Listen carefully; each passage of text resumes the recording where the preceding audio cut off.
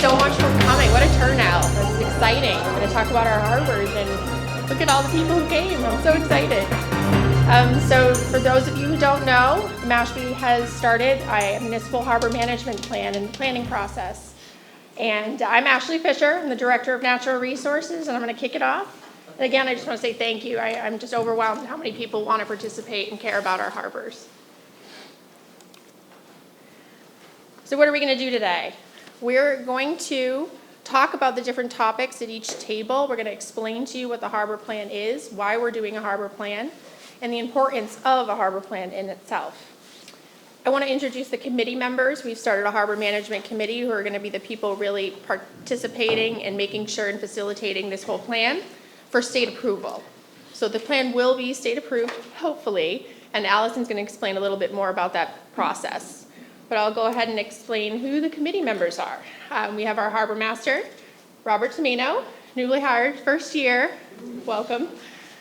We have myself, Richard Noonan, or Dick Noonan, he's on Waterways Commission. We have Richard Cook, who's our Shellfish Commission, right in the back here. And forgive me, I don't know a lot of the people because we've hired some consultants and a lot of consultants. We have Chris Avis, our newly hired Shellfish Constable. Good morning. We have our Conservation Agent, Andrew McManus. Good morning. We have Dale Oakley from the Mashpee Wampanoag Tribe's Natural Resource Department. Where are you, Dale? And our Select Board member, Michaela Colombo. Hello. Good morning. And our team from UHI, Allison Novelly, Kim Starbuck,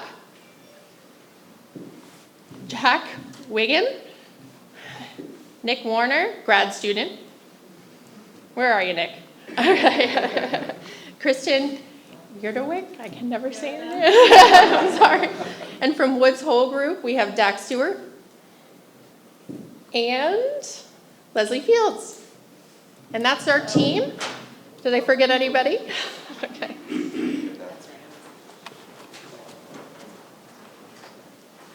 So the goals for today. We're going to share why the town is developing a harbor management plan.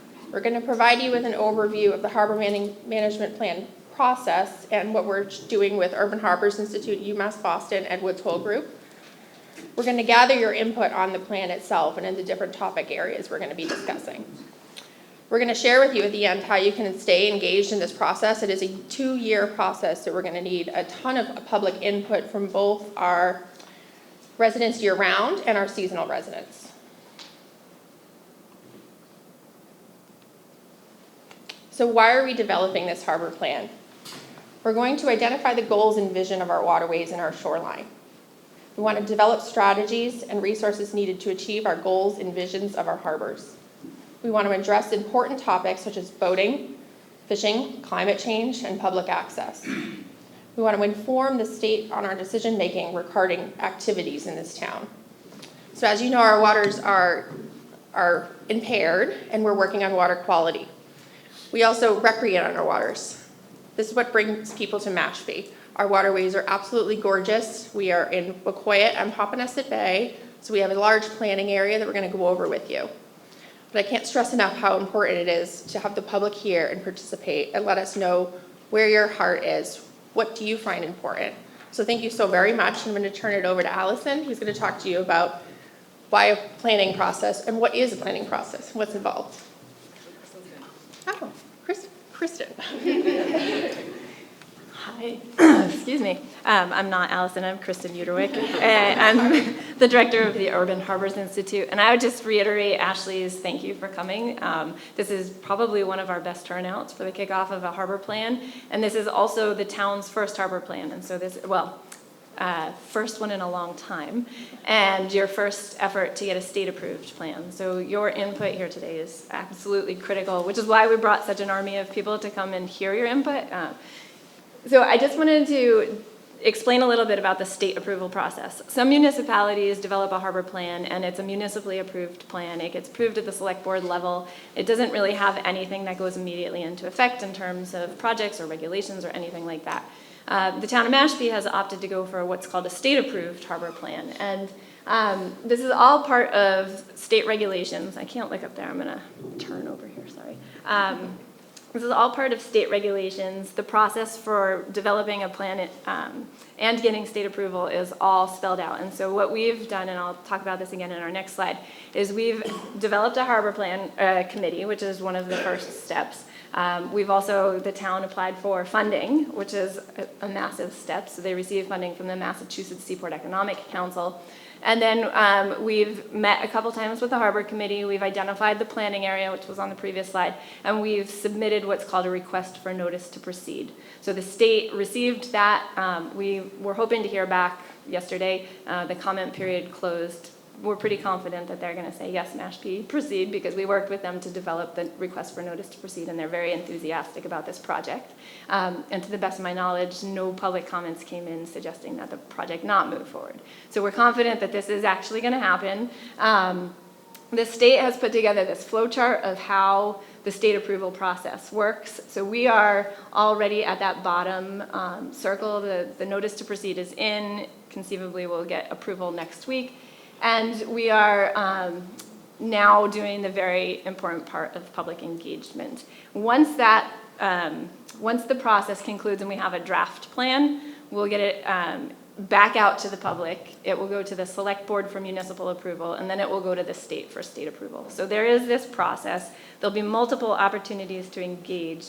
And this is just sort of a brief, very simplified timeline. All of the things that you see in shades of blue are opportunities where we'll be looking for public engagement, right? So the committee was formed, funding was secured, the request for notice to proceed is out. Here we are at public meeting number 1. There will be another public meeting during the summer to get a different set of input, and we'll be a little further along in the planning process, so what we do at that meeting will look a little different. We'll also be putting out an online survey to gather input, and we've had great luck with this. Several hundred people provided feedback to our online survey in Ipswich.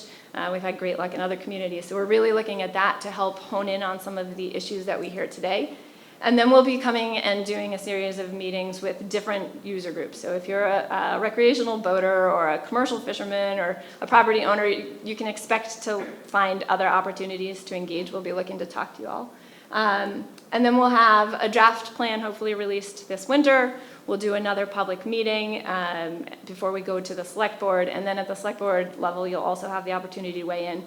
And then once the state approval process starts, there's also a public engagement component. So if you feel like you want to stay engaged, there's many, many opportunities.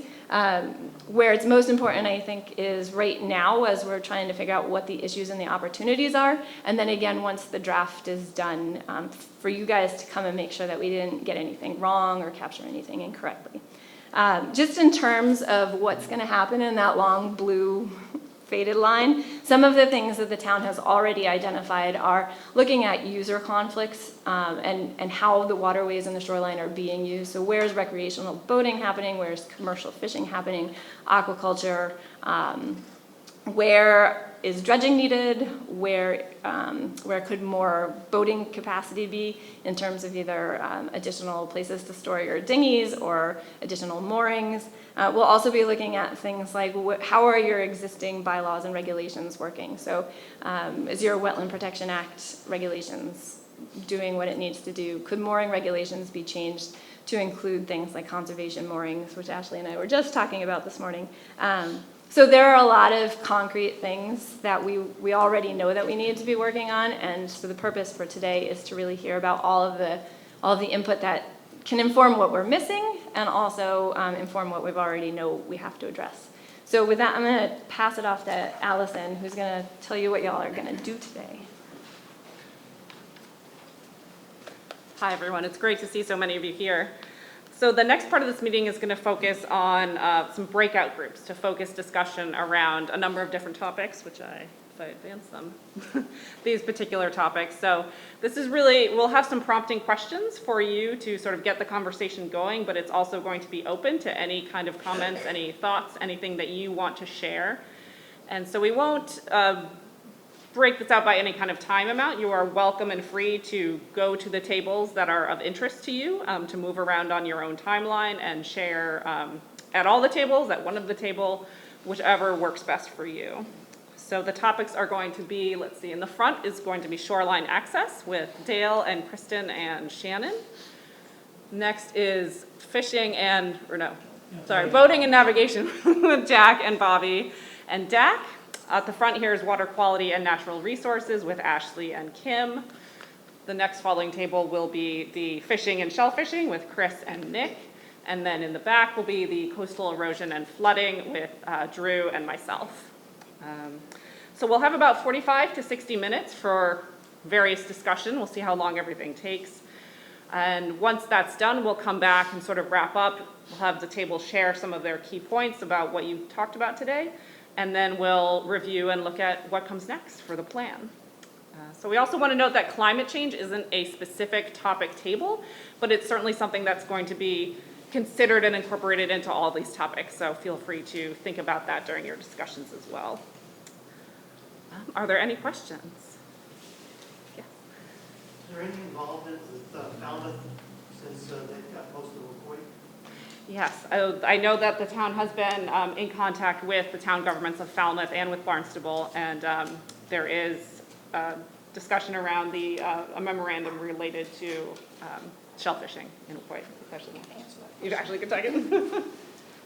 Yes, so we will be working with the town of Barnstable and Falmouth during this process. When we come up with, action items, we want to have them involved in some smaller groups in public participation.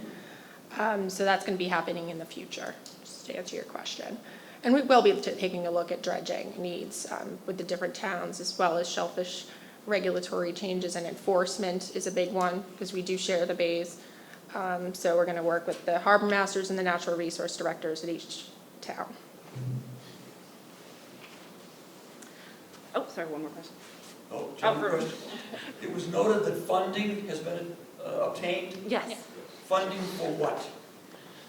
So for this planning project to be state approved, to hire the consultants to help the town to plan and create the plan for us, funding was achieved through the Seaport Economic Council. So my department, myself, applied for funding through the Seaport Economic Council, through the Energy and Environmental Affairs, and we received $150,000 to carry this project through. Thank you. We're going to get copies of the slides. Yes, I can provide you copies. We're in the process. There's also a website set up that there's going to be a link on the DNR page for everybody to access. And one last thing to note, you'll see on each of the tables there's unique maps made for each of these different topic areas. These maps are not sacred. We encourage you to draw on them, to mark areas of interest, to mark areas of concern. Likewise, there's Post-its on the table. Feel free to write comments. And there's also index cards, so if you don't feel comfortable sharing your comments verbally, feel free to write them down and give them to one of the committee members, and we will gladly incorporate them into the future plan.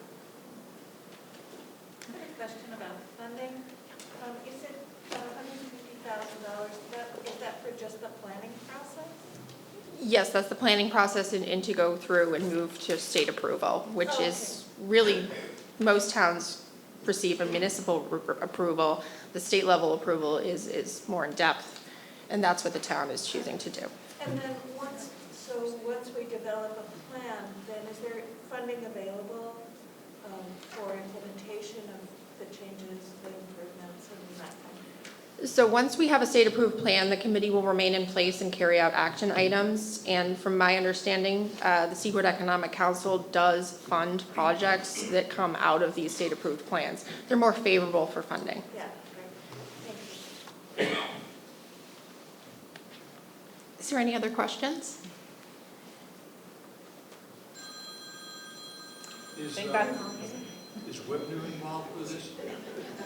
Yes, we will be engaging with Webner once it comes to, our smaller stakeholder groups.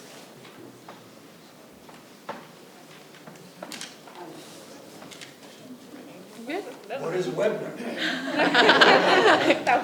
Webner is the Wacoit Bay National Estuarine Research Reserve, and they're on the Falmouth, Barnstable. They're in Falmouth, but they do abut Wacoit Bay. So it's an acronym? Yes, it is. Say it again, please. The Wacoit Bay National Estuarine Research Reserve. Webner. Yep.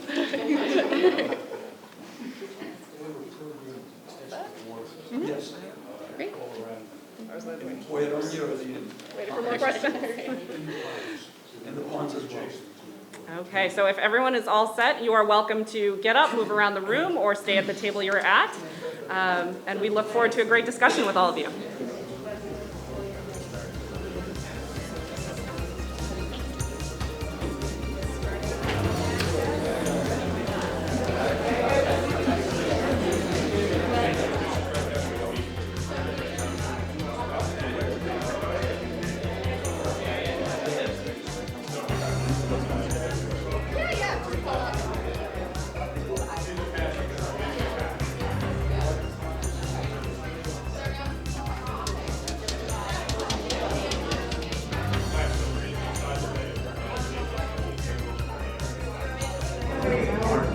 Once you dredge it, what's the time that you're going to have to dredge it? Is there a time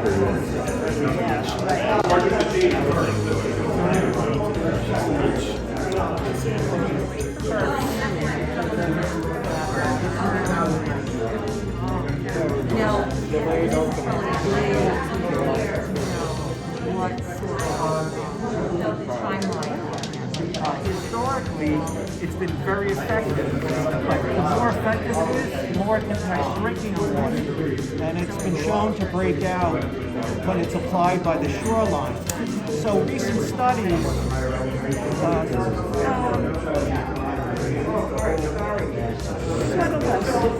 trolleys. Do you guys have them? Do you want them? What's your thoughts? Well, my thought is,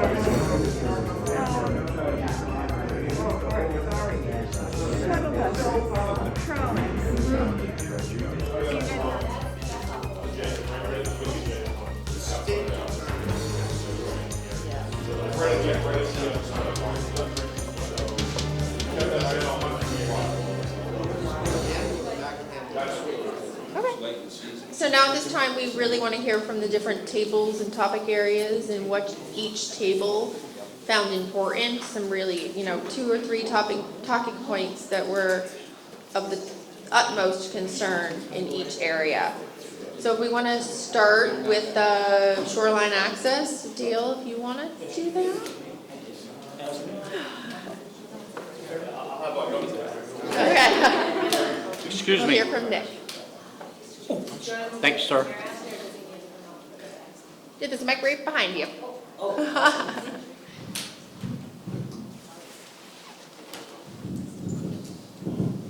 right, hello everyone, my name is Nick. I was at the Shoreline Access table. There were a lot of awesome comments and suggestions, but there were 2 hot topics. First being that parking is very limited at many beach areas, especially at Wading Place Beach, along Secaucet Island Causeway and Mashpee Town Beach. So it was brainstormed that we could have a trolley or shuttle system. In one place that people could park would be at municipal lots that's usually closed on the weekends. And then a second hot topic was a ramp issue at Mashpee Neck Landing. It's apparently not very pitched correctly, and there's a lack of water, which makes it difficult to get a boat out. So one poster child for a good boat landing would be at Wacoya Landing. Thank you. Great, thank you. I think that resident will be happy to know that we are improving that boat ramp. But if somebody from the boating and navigation table wants to tell us a little bit about what you guys talked about today?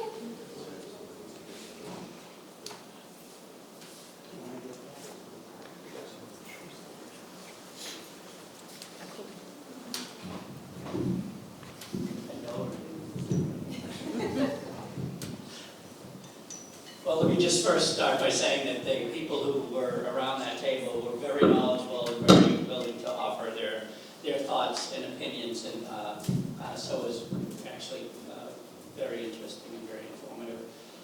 Most of the discussion had to do with dredging and moorings, obviously, and the harbor master was very useful to have at the table describing the dredging that's on deck now, and people expressed some interest in further dredging.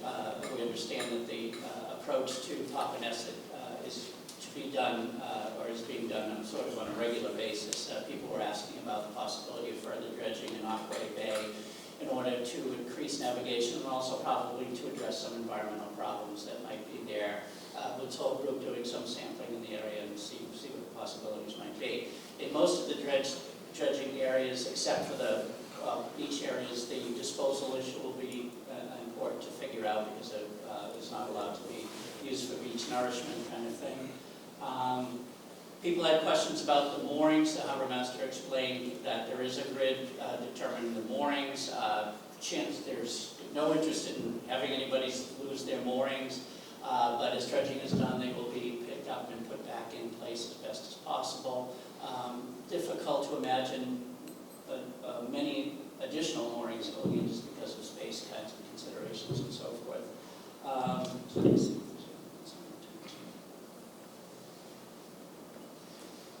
Getting back to the Papaneset approach again, there was some conversation about why there can't be a jetty built at the end to try to alleviate the regular silting in of the channel. And I think I'll leave it at that. That's the gist of the conversation. Great, thank you, Dak. And now we'll hear from the Shoreline and Coastal Erosion. Drew, I guess you're the only one left over there. I don't have a microphone, is that okay? I can speak. Can everybody hear Drew?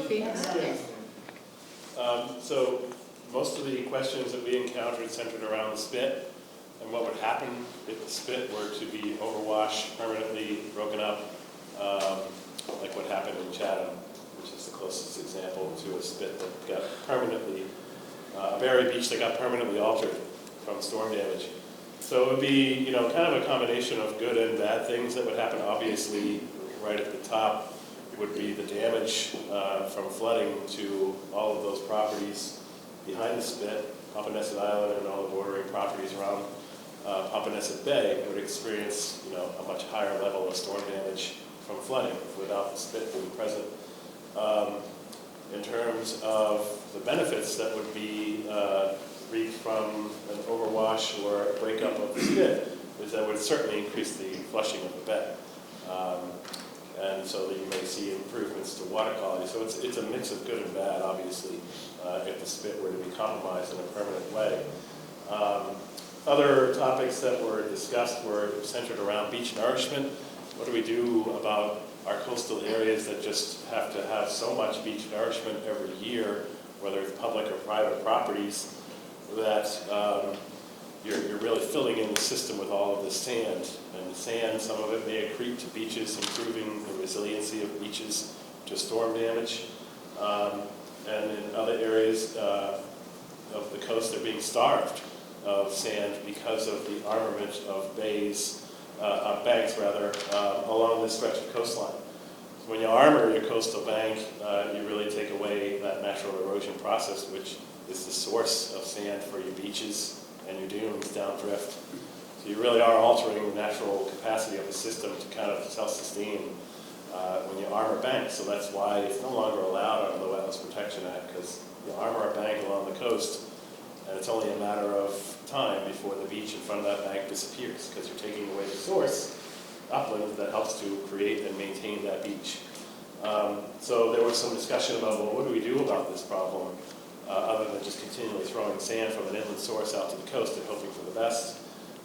Is taking a look at kind of, a regional approach instead of property by property. And that's going to involve discussions, obviously, at the state with multiple regulatory agencies and advisory agencies to get on the same page about this is a problem. It cannot be handled on a property by property basis. It has to be handled holistically, because that's how the system works. It's a holistic system. It's all connected. And until you recognize and appreciate and understand that, no approach property by property is ever going to be a long-term solution. So that's kind of what most of the discussion centered around. Questions asking what's the difference between a velocity zone and the other areas of the 100-year floodplain. Velocity zones, as you can tell from the map here, are those areas that are subject to a higher level of coastal erosion because they are abutting larger areas of water bodies. So the storm surges have a greater opportunity to increase in power and damage. So those areas are labeled as velocity zones. Further inland along our bays and inlets, estuaries, it kind of transitions into more of the 100-year floodplain where that likelihood of severe storm damage is reduced. So just clarifying those areas of flood zone and answering a lot of questions about the spit, because it really is a very important barrier beach, and if it were to breach permanently, you would see a lot of severe impacts as a result. So I think the message we tried to convey to everyone who had a question is it's better to be proactive and really start thinking about these things long term, because barrier beaches, when it comes to breaching, it's not a question of if, it's just a question of when. So to be more proactive and thinking about this, ways you can increase the resiliency on your own property to flood damage, this really should be the rule of the day moving forward. So. Great, thank you, Drew. Shifting Sands, a Cape Cod story. So now we'll hear from commercial fishing and recreational fishing table.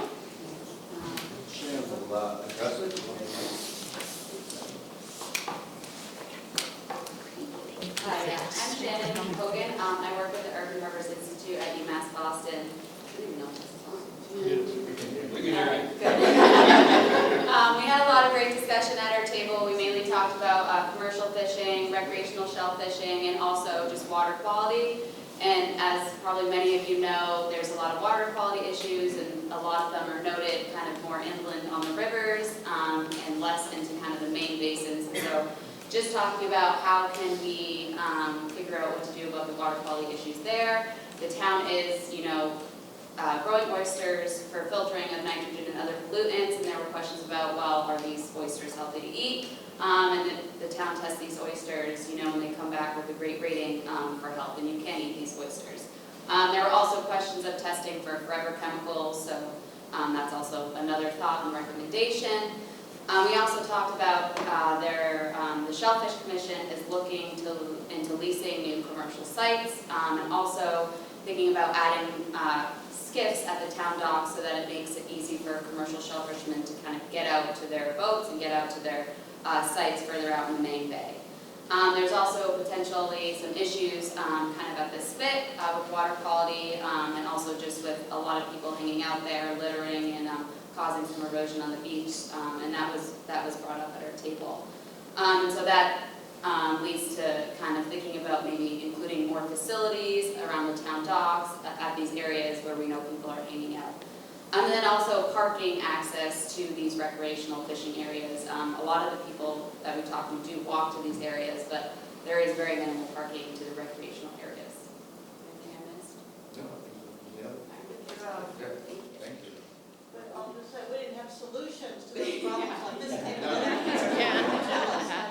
Good job over there. Great, thank you. And now we're going to hear from Water Quality and Natural Resources. We'll hear from Kim from Urban Harbors Institute. Do you want to come up here? Sure, I just like using the microphones. I know this one's working. Thank you. All right, hi everyone. So we had a great group, talked about a lot of natural resource issues. First, we talked about the importance of natural resources, so specifically looking at birds, fish, shellfish, seals, the beaches, the importance of water quality, eelgrass and marshes. Obviously, a lot of people love the natural resources around Mashpee. That's why they live in Mashpee. That's why they visit Mashpee. So really talking about the importance of that. And also really talking about the importance of the barrier beaches, as have been discussed, how the barrier beaches protect a lot of the inshore areas and the importance of those barrier beaches.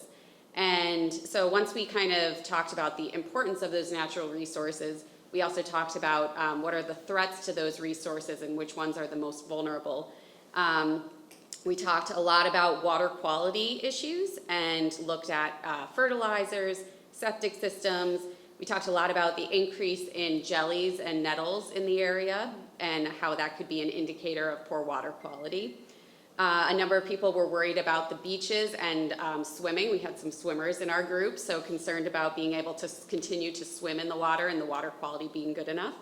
We talked about chemical spills, the potential of boating paints contaminating the water, and then also the potential bioaccumulation of chemicals in fish and shellfish that people could be eating. and then also got into climate change impacts on those natural resources. We talked about nature-based solutions and how nature-based solutions might be available to help deal with some of the issues that are occurring with the natural resources. And certain natural resource loved areas are being taken over by boating traffic, and how it's important to think about how to preserve some of those areas so they remain protected.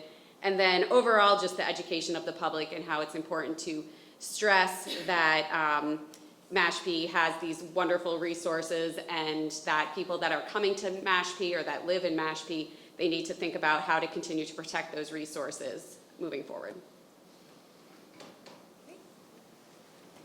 Thank you, Kim. And for those who don't already know, we're going to describe to you what the next steps are in this planning process and what the timeline looks like. And I'm going to have Allison go over that and as we wrap up. Okay, thank you. Thanks, everyone. It sounds like we will have a lot of great notes to go through from all of the discussions today. Thank you. So again, to wrap up, you've heard some of these steps before in terms of what's going to be coming up next. If you haven't already done so, be sure to write down your name and email at the check-in desk up front so that we can keep you up to date via email with the planning process and what's going on. As you heard, we'll be doing an online survey, so keep an eye out for that. That'll be another great opportunity to share thoughts of all sorts on these different topics.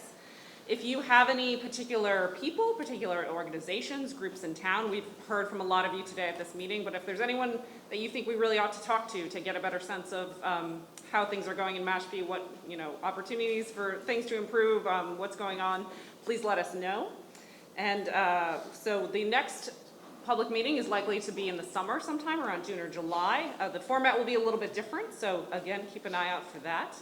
And yeah, oh, also there are note cards up front. If you have anything else that you want to share, feel free to write those on the note cards, or also, let me advance this. Oh, this is what we're talking about already. So right, we will be doing a number of different interviews with folks around town and different organizations and different user groups. And so then coming up, there's the website here for updates on the plan. The town will also be linking to this website from the Natural Resources website. So looking for updates there about what's going on with the plan. Eventually, when there are drafts available, those will be on the website there. And we will be putting the slides up from today's presentation up there as well. So I think that might be it. The email addresses for myself and for Ashley up there. Please feel free to email us anytime with thoughts, questions, anything you want to share. That would be great. And yeah, visit the website for updates on information. I'll pass it back to Ashley. I want to thank everybody for coming. We really appreciate it. Your public input is invaluable to the town and our planning processes. And we really just need to protect our natural resources and our harbors here in Mashpee. It's what brings people here to Mashpee. So let's keep it and protect it. Thank you so much, and enjoy your day.